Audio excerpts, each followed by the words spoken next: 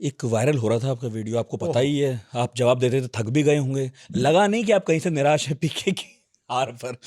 ऐसा लगा कि आप उन्हें थोड़ा सा ट्रोल कर रहे हैं। ज्यादा ट्रोल कर रहे हैं। मैं कोई ट्रोल नहीं कर रहा था। मैं प्रशांत किशोर की, जैसे मैंने कहा, मैं सराहना करता हूँ बहुत। इस तरह से चुनाव लड़ना आसान नहीं है।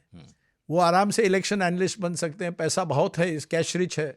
आप भी बन जाइए पॉलिटिकल कंसल्टेंट, लोगों को ज्ञान बांटते रहिए, कैसी मार्केटिंग करती है, आपको भी मिलेंगे। और 10-20 सब, साल बाद करूंगा मैं। हाँ, उनका 10-20 करियर कौन सा खत्म हो गया, वो तो नहीं दोबारा कर सकते नहीं हैं। नहीं, वो तो कर सकते हैं। हाँ। लेकिन जब मैंने उस समय, जब मैं हम्म। लाइव शो में, कभी कभी क्या होता है, आप आंकड़े देखते हैं, आप एक्साइट होते हैं। मैंने कहा यार, जीरो पर हैं, बनने चले थे हीरो, बन गए जीरो, और मैंने सीटी मार दी। अब वो सीटी पर लोगों को आपत्ति हो गई, और मुझे भी लगता है सीटी नहीं मारनी चाहिए इस तरह स्टूडियो में। ट्रोल नहीं करना चाहता था। अब यही तो दिक्कत है। 6 घंटे आप ये एनालिसिस करो, 8 घंटे करो, आपके साथ करो, लल्लन टॉप के साथ करो, टीवी पर करो, आर्टिकल लिखो, लेकिन लोग क्या याद करेंगे, आपने पीके को ट्रोल किया। अरे यही तो, ये आपका जनरल। अभी कोई मुझे एआई का कोई वीडियो है, मैं तेजस्वी यादव का जब इंटरव्यू कर रहा था, वो इंटरव्यू के बाद वो मुझे क्रिकेट बैट दिखाकर एक फोटो किया है। अब एआई के जरिए ये किया गया है, बैट निकालकर मैं उसके पैर छू रहा हूँ। अब ये क्या है यार?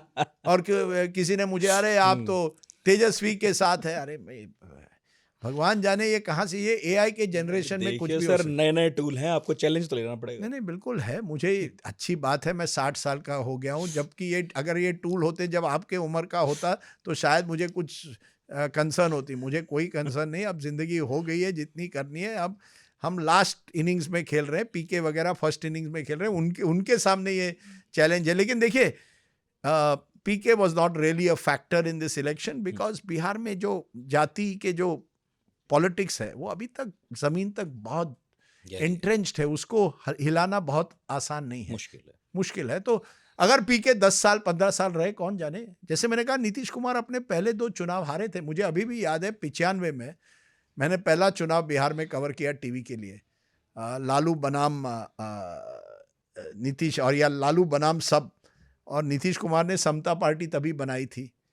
सब करे नहीं, समता पार्टी अच्छा करेगी, ये वो। कितने मिले? 5 या 6 या 7 सीट आई। मुश्किल थी, लेकिन लगे रहे, लगे। ये नीतीश कुमार की जिंदगी एक सबक दिखाती है। आप मैदान में लगे रहिए, कौन जाने कब कड़वत बदलती है। और यही है, जिंदगी की स्टोरी भी है। आप लगे रहिए। कभी कभी विकेट टर्निंग होती है, कभी बाउंस होता है, कभी सीधा बॉल होता है, कभी टेढ़ा चलता है, लेकिन लगे रहिए, वेट करो। हाँ, वेट करिए, पेशेंस। मैंने शरद पवार को एक बार पूछा था कि सबसे बड़ी खूबी क्या होनी चाहिए पॉलिटिशियन में, तो उन्होंने कहा 2 चीजें, एक मोटी चमड़ी और दूसरा पेशेंस। अब ये मेरे तो पास पत्रकारों के लिए भी चमड़ी, जरूरी है। हाँ? ये तो पत्रकारों के लिए भी जरूरी है। पत्रकार का क्या कहें, पत्रकार तो हम चलते रहते हैं। पत्रकार है, कई पत्रकार हैं, ऐसे कोई चीज अब रह गई है? आप तो हैं सर। नहीं, मैं हूँ नहीं हूँ, मैं, आप बोल रहे हैं, मैं खुद नहीं। आजकल आप यही तो, आपके एस्टन में जर्नलिस्ट ही चलेगा अभी भी, चाहे आप कहिए आप नहीं है। नहीं, ऐसा होता है। वो एस्टन क्या बदलता है, पहले जर्नलिस्ट होता है, फिर वरिष्ठ पत्रकार कहा जाता है। हाँ, वही आप। फिर एक दिन कहा जाएगा क्या, लेट जर्नलिस्ट। नहीं नहीं, उसके लिए इस तरह से। तो यही देखिए, पत्रकार कितने ये पत्रकार कितने चले गए वहां। और ऐसी एक उन्होंने कहानी बनाई, जैसे नीतीश कुमार तो अब हारने ही वाले हैं। अब इन पत्रकारों को कोई को पूछना चाहिए, आपने कहाँ से, खास करके आपके यूट्यूबर्स। ये यूट्यूबर भी बड़े चीज हैं। वो केवल अपने वीडियो वायरल करने के लिए एक तरफा जाएंगे। एग्जिट पोल हुआ, कहा कोई एक, मैं उसका नाम नहीं लूंगा, उसने कहा सब एग्जिट पोल झूठ निकलेंगे, महागठबंधन की लहर। और मैं देख रहा हूँ उस 4-5 लाख 6-7 लाख उसके हो गए हैं। अब आप व्यूज के लिए ये सब बातें, कभी सच साबित होते थे एग्जिट पोल? आप 4 दशक से हैं। नहीं, एग्जिट पोल, मैं पूछ रहा हूँ, exit pole is better than YouTuber sitting in घर में बैठकर अपना ज्ञान बांटना। पर मैं इतना ही जानता हूँ कि कुछ एग्जिट पोल्स तो मेहनत करते हैं, ऐसी बात नहीं है। लेकिन इंडिया बहुत कॉम्प्लिकेटेड देश है। ऐसे देश में, या बिहार जैसे कॉम्प्लिकेटेड राज्य में प्रिडिक्ट करना आसान नहीं है। But this was an easy election to predict. This was an election steering. अरे बॉस, जैसे मैंने कहा, गणित वॉज देयर। कौन, महाराष्ट्र, अगर आप मुझे पूछते, अरे इतनी 90% बीजेपी को आएगी, मैं कहता बेवकूफ हो। हरियाणा तो मैं बिल्कुल गलत निकला। महाराष्ट्र में मैंने कहा था एनडीए जीतेगी। पर इस बार आप But क्रेडिट not लेना this चाहते margin. हैं कि आपने पहले ही कह दिया था कि ये होगा। नहीं, क्रेडिट क्या लेना चाहिए? पत्रकार क्या क्रेडिट लेगा? जिंदगी में कोई फर्क जब देखिए, पत्रकार विकेट कीपर की तरह होता है। जब विकेट कीपर कैच छोड़ता है तो लोग उसको गाली देते हैं, जब कैच पकड़ता है कोई वाहवाही Thankless करता job नहीं है। तो यही तो मुसीबत है। पत्रकार भी, अरे आपकी गलत निकली भविष्यवाणी, तब मारोगे मुझे।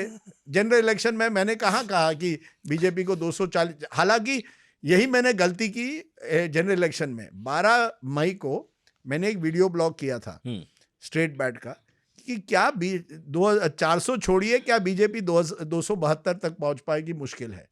मैंने कर दिया। उसके 2 दिन बाद ये प्रदीप गुप्ता जी अपने एक्सिस माइंड इंडिया मुझे मिले, और यहाँ एक पोल हो रहा था ऑफिस का, जिसमें सट्टा कहिए क्या कहते हैं, जो होता है कि नंबर दीजिए। तो मैंने प्रदीप को पूछा क्या है नंबर? अरे बहुत मिल रहे हैं बीजेपी। मैंने कहा कितने? नहीं बहुत।